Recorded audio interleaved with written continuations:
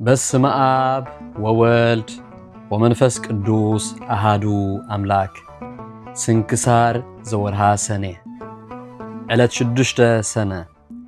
በዛ ዕለት እዚኣ ቅዱስ ቴዎድሮስ ካብ ሃገር እስክንድርያ ሰማዕትነት ተቐበለ። እዚ ቅዱስ እዚ ንጹህን እሙንን ኣማኒ እዩ። መለኮታዊ ገድሊ ተጋደለ። ካብ ኣድባራት እስክንድርያ ኣብ ሓደ ደብሪ ተጸምደ። ቆስጠንጢኖስ ካልኣይ ወዲ ቆስጠንጢኖስ ዓቢ ገርጊዮስ ዝስሙ አርዮሳዊ ሊቀ ጳጳሳት ናብ ሃገር እስክንድርያ ምስ ሰደደ ምስኡ ከዓ ብዙሓት ሰራዊት ለኣኸ። ንቅዱስ አትናቴዎስ ሃዋርያዊ ካብ መንበሩ ሰጊጎም ነቲ ከሓዲ ሊቀ ጳጳሳት ኣብ ሃገር እስክንድርያ ኣቐመጥዎ። ብድሕሪዚ ኣብ ማእከል ደቂ እቲ ሃገርን ኣብ ማእከል አርዮሳውያንን ዓቢ ባእሲ ተላዕለ። ናይዚ አርዮሳዊ ንጉስ ሰራዊት ካብ ሰብ ሃገር እስክንድርያ ብዙሓት ቀተሉ። ገርጊዮስ ዘይግብኦ ኣብ መንበር ማርቆስ ተቐሚጡ ከሎ ብዛዕባ ቅዱስ ቴዎድሮስ ነገርዎ።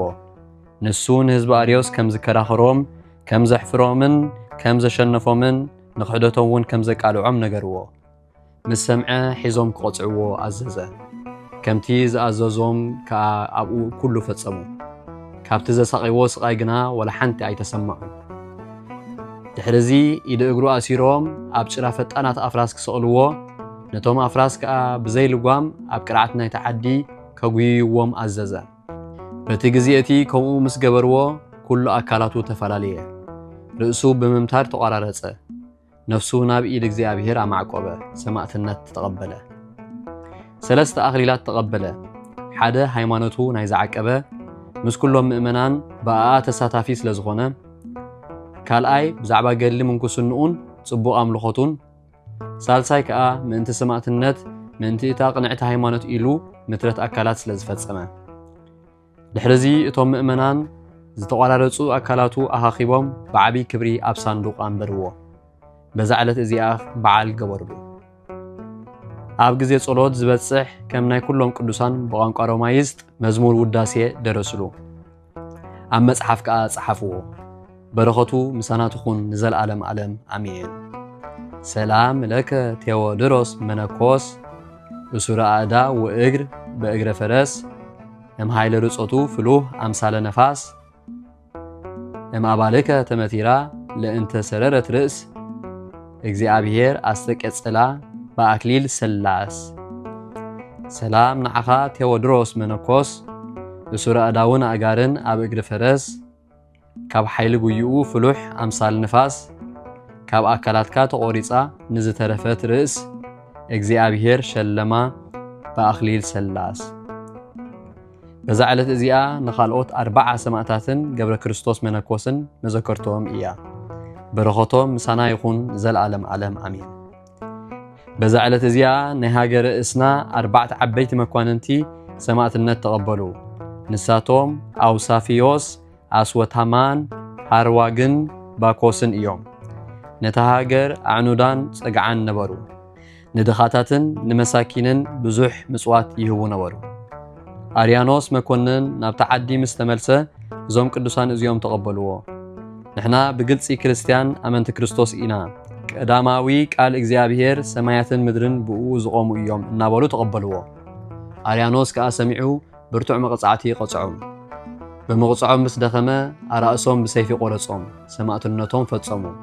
በረኸቶም ምሳናትኹን ዘለዓለም ዓለም ኣሜን። ሰላም እብል መኳንንተ ርብአ ዘያጸግቡ ርሁበ ወያሰትዩ ጽሙአ ሃገረ እንስና የመዝብር ኣመ አርያኖስ መጻ በእንተ ክርስቶስ ከመይኩኑ ስምአ እምነ ህዝቦሙ ቀደሙ ወፂአ። ሰላም እብል መኮንንቲ 4 ንጥሙይ ዘጽግቡ ንጽሙኡን ዝህቡ ዝስተ ሃገረ እንስና ከዕኑ አርያኖስ ሰራዊቱ ምስ ኣኽተተ ምእንቲ ክርስቶስ ክኾኑ ሰማዕተ ቅድሚ ህዝቦም ወፂኦም ተቐበሉ ሞተ። በዛ ዕለት እዚኣ ቅዱስ ኣቦ አሞኒዮስ ናይ ሃገር እስክንድርያ ሊቀ ጳጳሳት ኣዕረፈ። ንሱ ቁጽሩ ካብቶም 7 ኣበው ሊቃነ ጳጳሳት እዩ። ብዘበን እዚ ኣቦ እዚ ቅድስቲ ሶፍያ ምስ 3 ኣዋልዳ ሰማዕትነት ተቐበለት። መጓሲኡ ብጽቡቕ ሓለዋ ሓለወ። ንእግዚአብሔር ከዓ ባህ ኣበሎ። ኣብ መንበር ሽመቱ 13 ዓመት ምስ ገበረ ብሰላም ኣዕረፈ። እግዚአብሔር ብጸሎቱ ይምሐረና ንዘለዓለም ዓለም አሜን።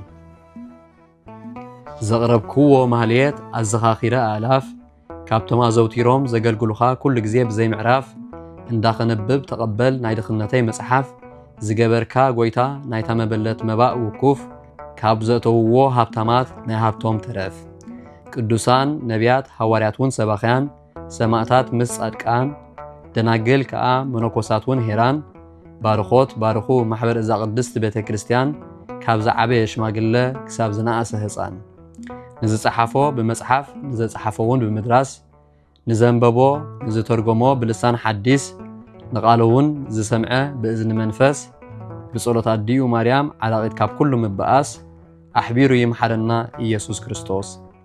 ሰላም ንዓኹም ጻድቃን ምስ ሰማይት ዘዕረፍኩም በዛሎም ዕለት ንዓለም ዘሰነፍኩም ኢኹም ንስኻትኩም ብኩሉ ትዕግስት ኣብ ቅድሚ ፈጣሪ ለምኑ ብኩሉ ሰዓት ብዘይካ ንስሓ ንዓና ከይወስደና ሞት። ሰላም ንዓኹም ናይ ዝዓለት እዚኣ ጻድቃን ኩልኹም ሰብኡትን ኣንስትን በብኣስማትኩም ቅዱሳን ሰማይን ምድርን ማሕበር ስላሴ ንስኹም ምእንቲ ማርያም ኣዲኡ ዘክሩና ብጸሎትኩም ንኽትሕልውና ተማሕጺና ኣለና ብናይ ክርስቶስ ደም